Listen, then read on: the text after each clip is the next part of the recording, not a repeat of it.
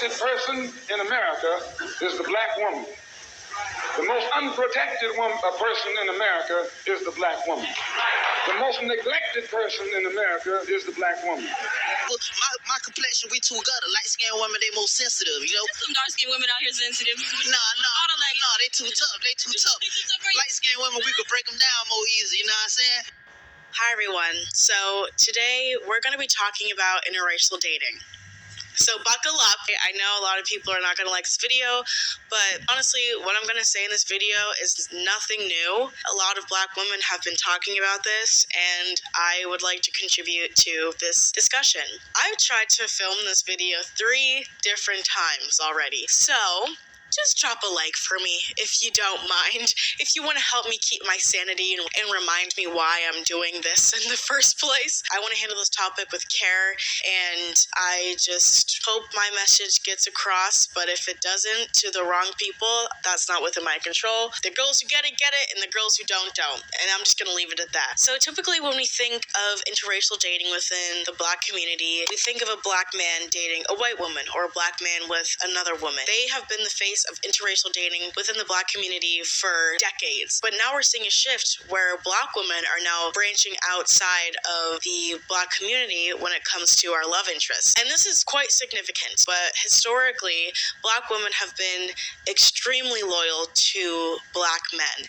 And a lot of black women have been alone and haven't found their partners because of this strict loyalty to black men. And now we're starting to see that black women don't think this way anymore, especially women within Gen Z.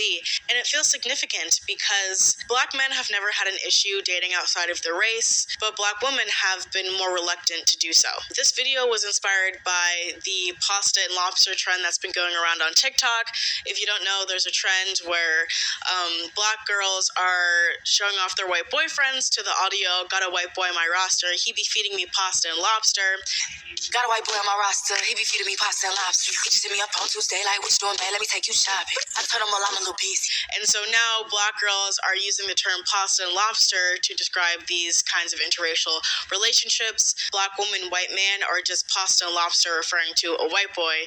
Girls will be in the comments like, oh, I need to find me a pasta and lobster. Black women for so long have been so loyal to black men, and we're seeing how that loyalty to black men hasn't really been serving us all that much in our happiness and our pursuit of a healthy, loving relationship.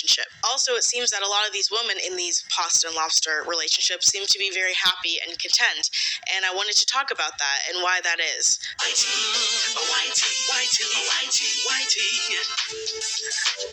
if you're black, nothing for you, but if you're white, there's something for you. Dreaming about me ain't no problem. I don't got nobody just with you right now. Tell the truth, I look better under you. I can't lose.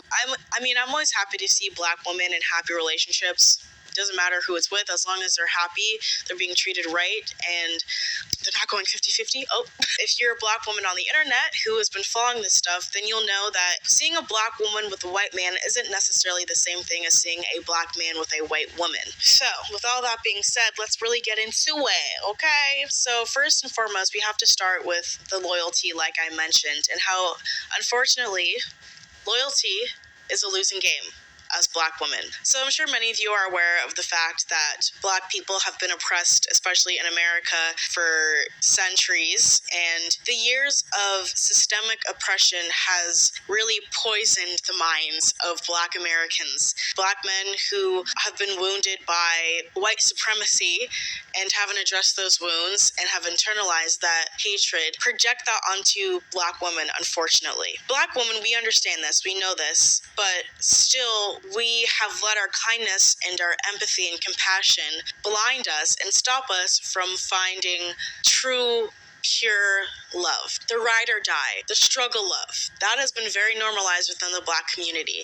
And now black women are realizing, oh, I don't want this, and this isn't what we deserve. I want to be with someone who loves me and treats me well. And we can have all this empathy for black men, but at the end of the day, are they showing the same empathy for us? No, not always. We can make all these excuses, but are they making the same excuses for us? Because black women, we face not only racism, but misogyny as well. misogynoir. And so we haven't been given excuses. We face so much discrimination and oppression in this world, yet we have still managed to step up and at this point outperform Black men. And I'll get into the statistics of that with education and income and things like that. But I really want to address the abuse that Black women have faced from Black men themselves, because unfortunately a lot of the hatred and the harmful stereotypes and negative messaging that we have received as Black women when it comes to our desirability has come from our own men. Black women have been jumping through hoops to appease Black men and to try to earn their love and their loyalty, but we are never enough. We're too dark. I never tried to do none of that. None of that. Or we're too loud, we're too demanding, we're ghetto, we're ratchet. We are all of these things. We expect too much. I love when I go on my TikTok and I go through my For You page and I see a bunch of Black women with white men, or whatever they call it, pasta, lobster. Like, I love it because a lot of Black men like to say, nobody wants you guys. You guys are undesirable. No man wants to deal with y'all's attitudes and y'all's anger issues and yada, yada, yada. But then, and then they'll say, y'all have no other options. Nobody else wants y'all.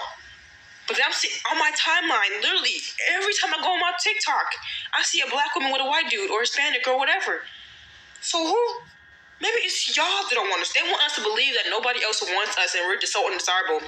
Black men have been emasculated by white supremacy, and sometimes they project their sensitivity around their masculinity onto Black women. Black women are faced with the consequences of that, and we're always in this game of trying to be feminine enough for Black men, but also providing for them at the same time, and it's very contradictory and confusing. Listen, a lot of women, especially Black women, and I might get in trouble for saying this, but I will, in our society right now, Black women are making a lot more money for the most part than Black men, right? There are a lot of Black men who are successful, but for the most part, Black women are making the money. So if you can find love, if that man works, at whatever job, and is a good man, and is good to you, and honors the house and honors his wife and does what he can, because his gift may not be your gift. Exactly. That is okay. That's not somebody who's beneath you. Yeah. That's somebody who came to love you at your worth, right? Yes. And as long as he's secure in himself to know that, yep, she makes most of the money, all I can pay is the light bill, as long as she's comfortable enough to say, I'm going to cover the mortgage and all the other stuff, you've handled the light bill, baby, you can take me to dinner every now and then, that is fine. Yeah. This whole light bill conversation is nothing new. Black women have been discussing their counterparts trying to lowball them for the last 40 years in their novels. Jill Nelson, Terry McMillan, Benilde Little, Gloria Naylor, Pearl Clegg have been talking about this since the 1980s. These guys have been coming with these very clever lines, whining since the end of slavery pretty much. Oh my God, I can't possibly do all the things that all the other men do. It's unreasonable to expect it because slavery and discrimination and Jim Crow. Yet, they think it's perfectly reasonable to expect Black women to fulfill all these feminine requirements. You want submission, you want the house clean, you want all the child rearing and labor done, and you also expect us to go out and work. And now it's gotten even worse. I think this was their plan all along. Now they want us to pay to have them in our lives. You're expected to subsidize these men.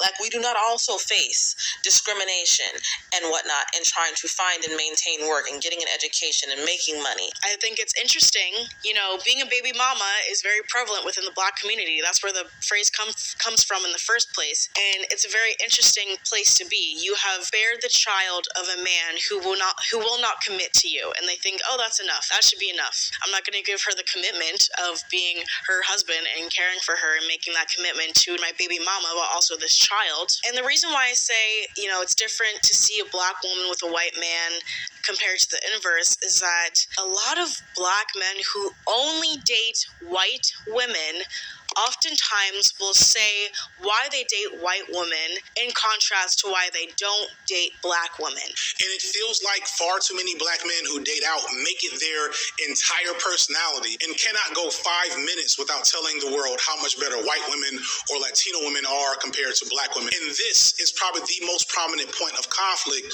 of interracial relationships for black people. I don't date black women now because of past experiences. They like to place that strong personality on you, and sometimes you're just like, stay in a woman's place. So, do you have any idea why you're here? We share some of the same Opinions. About? Why are black women so angry? And so these black men who will say these derogatory things towards black women to explain why they date white girls are really telling on themselves, because they are dating white women as a way to increase their proximity to whiteness and to further themselves from their black identity, because they hate their black identity. The black men who talk down to dark-skinned black women are usually other dark-skinned men. I just said I don't like women with my complexion. I like light-skinned women. I want you to be lighter than me. I love African-American women, but I just don't like my skin complexion. Black people, my complexion, we too gutter. Light-skinned women, they more sensitive, There's some dark-skinned women out here sensitive. No, they too tough. Light-skinned women, we could break them down more easy. Light-skinned women, we could break them down more easy. Light-skinned women, we could break them down more easy. Ew. Hi, I'm Allison Tolman. I'm Wendy McClendon Covey. I'm David Allen Greer, and here's a sneak peek At our new show, St. Ew. Black women serve as a mirror to black men, but they don't like what they see in their reflection, so they will find partners who allow them to hide from themselves so they can feel good, so they don't have to look at themselves for who they truly are, so they can feel like I'm better because I'm with a white woman or even a light-skinned woman. I've also noticed that a lot of the time in black TV shows or movies, the woman is typically the lighter-skinned one in the couple, and the husband is darker-skinned, because to be light-skinned is to be more feminine, and to be dark-skinned is to be more masculine. The beauty standard within the black community is having light skin with good hair, aka a loose curl pattern, or straight hair. And if black men, if they wanted the 4C hair and the dark skin, that would be the beauty standard within the black community. Women wouldn't be getting silk presses and bust down wigs or lightening their skin. It's not as common in the US anymore, but that wouldn't happen if that was what black men overtly desired.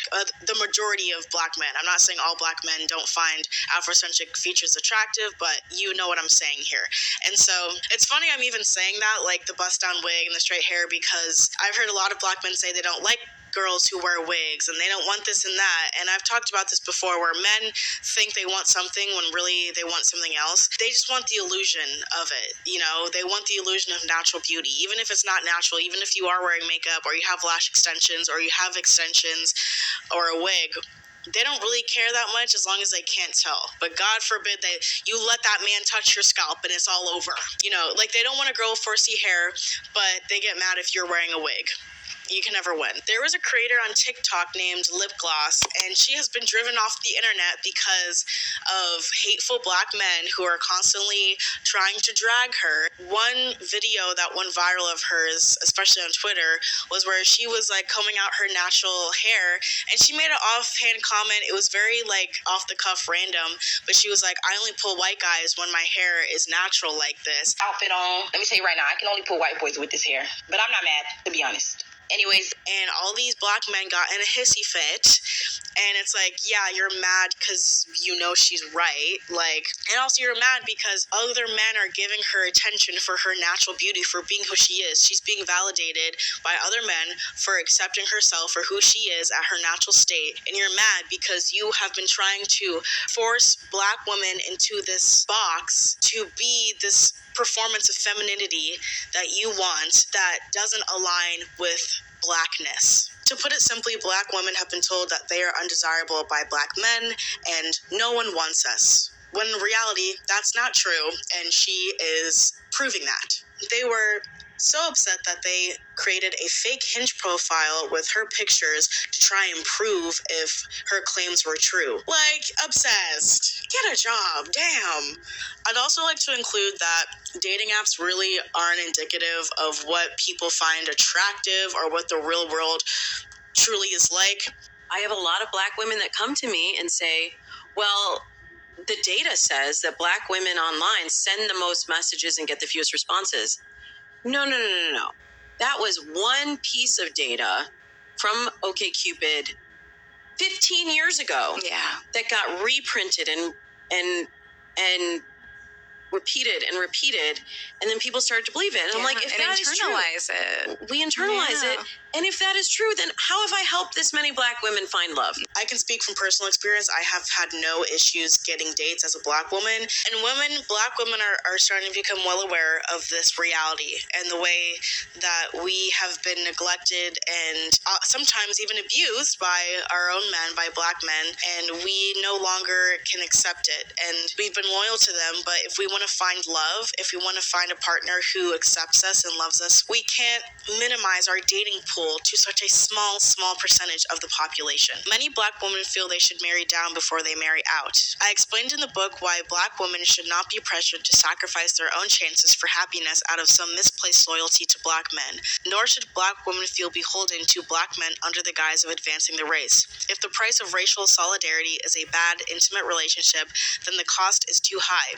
Black women should not be held hostage to the struggles of Black men. So like I said, only dating Black men really minimizes your dating pool by a lot. Let's get into some statistics, okay? So the gender ratio is already very skewed. For every 88 Black male adults, there are 100 Black women. So Black women outnumber Black men by a lot. The ratio for white people is like for every 97 white males, there are 100 white women. A significant amount of Black men are unfortunately in prison. In 2013, about 6% of working age Black men were in state or federal prison or in a municipal jail. This was 3 times higher than the 2% of all men in the same age group. Despite recent declines in prison populations, disparities remain massive. African American males are imprisoned in state and federal facilities at 6 times the rate of white men and about 25 times that of Black women. And then we can get into education. Black women outnumber educated Black men. There are more educated Black women in America than educated Black men. Black women are more educated, making up 29% of the 25-plus-year-old Black people with bachelor's degrees, whereas Black men make up only 22%, which doesn't sound significant, but when you think about it, there are more Black women than there are Black men. Black women, they are still more educated than the majority of Black men. And I'm going to assume that most educated Black women want to be with another educated man. According to Brookings Institute data, Black men are less likely than Black women to complete high school and 50% less likely to have attained a 4-year college degree. Yet, despite the shortage of suitable Black partners, Black women have also been the least likely of any minority group to marry outside of their race. So, again, we are less likely to marry outside of our race. We have a strict loyalty to Black men. Black men don't really have that same kind of loyalty. On top of the education and the incarceration, unfortunately, Exactly. Black men have a lower life expectancy. Black men are further subject to high mortality. Homicides drive up rates along with higher rates of dying from diabetes, kidney disease, and sepsis than other men. In all, the latest average life expectancy at birth for Black men is 71.5 years. And another factor that needs to be considered is the population of Black men who are gay. So that also automatically deletes a good percentage of Black men. And then there's Black men who have children already. And so if you're a high-earning, educated Black woman who's never been to jail and you want a man who's at the same level as you, who doesn't have children and isn't gay, that's a very, very small percentage of Black available men. And Surely is. unfortunately, those men who are eligible bachelors, Black men are twice as likely as Black women to intermarry. Of everything I've said with statistics and the internalized racism and generational trauma, Black women have become aware of this and have become fed up with it, and now comes in this pasta and lobster trend. And so a lot of Generational trauma.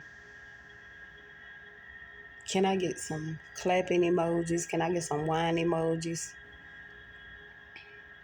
Can I get some surprise emojis? Can I get some roses? Can I get some flowers? Can I get some sparks? Black women are realizing like, oh, we can date outside of the race. If we want love, we should be open to other people. And I think Callie, the rapper who made the song, really was just making a cultural observation and putting it in her music and is really making a commentary on this cultural shift. I think, unfortunately, for a long time, Black women have felt limited. They felt like, they're not beautiful enough. They're not feminine enough. And a lot of this messaging has come from Black men, and we've internalized this and felt, if Black men don't even want us, then who else will? But what we are realizing is, actually, a lot of men want us. White men have always been attracted to Black women. That's always been a thing. It's never been an issue of desirability, but unfortunately, brainwashing has led us to believe that we are not desirable and that we are unwanted. And it took years of abuse to finally look beyond the men who have been rejecting us for years and making us feel like we aren't good enough, to see that there is hope, there is love beyond Black love. And I'm not saying, I don't believe in Black love. There's light at the end of the tunnel. I believe in love in general. That's the thing. That's the point, really. And I think, I'm talking specifically about white men and Black women here. I think what's interesting with the white man is, I've heard people say that there's a understanding between the two because both are in very distinct positions in society where, white men have this privilege. They are both exempt from misogyny and racism, and Black women experience both misogyny and racism. And so neither are trying to compete. Neither are kind of competing in this oppression Olympics of being like, who has it worse? There is an understanding between the two. Whereas with Black men and Black women, sometimes there is a friction that happens because the Black man may be like, I have it worse as a Black man in America. And they sometimes struggle to empathize with the struggles that Black women face. And so there's sometimes a struggle that happens there. And I actually think that's why Black men and white women go together, because they both have a privileged blind spot where white women, they have the privilege of being white, but they experience the oppression of being a woman. Black men have the privilege of being men, but they experience the oppression of being Black. So, those are just some theories. I love to see my girlies in happy relationships, but I'm gonna say this. White men are not the answer. Okay? I am all for interracial dating. You should date whoever makes you happy. That is the point. Date someone who loves and respects you and treats you the way that you deserve to be treated. Who's someone who cherishes and loves you and sees you for all of your beauty. I'm a little concerned with the pasta and lobster trend and how it's gone a little too far, like many TikTok trends tend to go. It's like, fun pasta and lobster is cute, and then women start to glorify white men and they think, white men are the answer. Let me find me a white man so I can be happy. How do I find a white guy? It's really embarrassing as Black women to be glorifying white men and to be putting them on a pedestal. That is not the point. Please, let's not set back the Black community centuries by glorifying white men. You don't have to get you a pasta and lobster. You can get you a kimchi and bibimbap. You can get you a taco and burrito. Whatever. It don't matter. As long as he makes you happy and he treats you right, girl, that's all I care about, okay? Because at the end of the day, a man is a man. Whether he's Black, white, Asian, Hispanic, God damn it, it don't mean shit to me, FICO ethnicity. A man is a man. A white man can disrespect you just as bad as a Black man, okay? So don't think that getting with a white guy is going to guarantee a healthy, happy relationship, because it's not. It's about who he is as an individual and how he treats you as an individual. So somebody commented on my live the other night. It was like, can you talk about what it's like being in an interracial relationship? And a part of me was like, because I was like, what am I really going to say about it? And a part of me just doesn't want to be perceived as one of those interracial warriors, the interracial life swirl. You know what I'm talking about. But then I was like, wait, I do have some words for the girls. And that is to go where you are loved and seen and appreciated for all that you are. I can only speak to my experience. I've been with the same man for the past 6 years and I'm 22 years old. But my love has been a healthy, soft, just princess love. And I simply just want all my girls, specifically my Black women, to to be in relationships where you can be soft and vulnerable in a world where we are the most disrespected. But I fear I would be doing you the utmost injustice if I didn't tell you that not all pasta and lobster is made equally. I look fucking nuts right now. Give me a second to pull it all together, I promise. Because at the end of the day, a white man is still a man. I don't want my girls to go out here thinking that, like, if I can just secure a white man, I'm guaranteed princess treatment, I'm guaranteed success. That's not the case. Or for you to go out there in the dating world thinking that a white man is a prize. Baby, you're the prize. Stand up. Ensure that it's a white man who not only loves you, but loves and respects Black people in general, who's aware of societal issues and can acknowledge the power and balance in the world between the both of you guys. I'm all for the interracial love, the swirl. I'm about the swirl, don't get me wrong. But please, never, ever in your life, put a man above yourself and put a man on a pedestal for any reason, especially because of his race. Okay? Do you hear me? Are you listening? Okay? Are you writing this down? White men are not the prize. Okay? Girl, you're the prize. And treat yourself as such. I don't ever want to see y'all in these comments talk about, oh, do you like black girls? Do you like chocolate? If you're gonna have loyalty for yourself, and have loyalty for your respect and standards. We're not out here begging men for anything. We're not begging for love. Pour into yourself, into your relationships, into your passions. The rest will come. So, all that being said, love is love. I don't know. I've said what I've needed to say.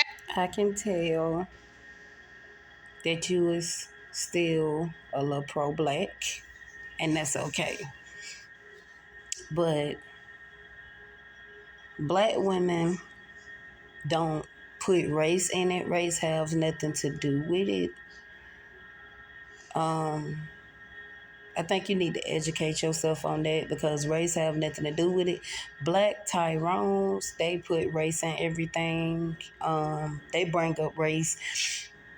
We don't. They bring up race and disrespectful stereotypes. But everything else, I agreed with it. But that one thing, I didn't agree with. I'm sorry. Hey, thank you for listening. I have a Patreon if you want early access to my videos or bonus content. Follow me on the gram, listen to my music. It's very good. And I will see you guys in the next video. Thank you for watching, and I'll see you in the next one.